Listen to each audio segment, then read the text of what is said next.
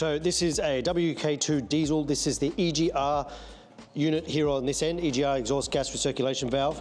This is the cooler. This is some other part. These do fail internally, but not very common. What's most common on these is the O-ring under here fails. I'll show you in a minute where they go.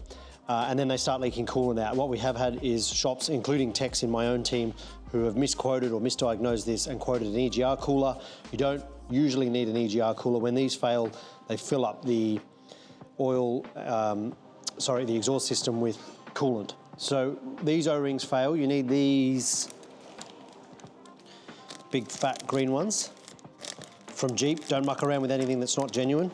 And they go on there, just under that coolant stain.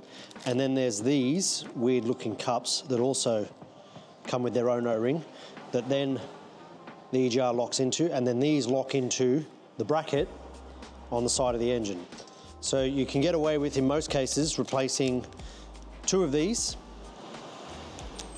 and 2 of these, and not that at 3.5 grand. So on the engine, that's where those little chrome cups sit. It's pretty self-explanatory.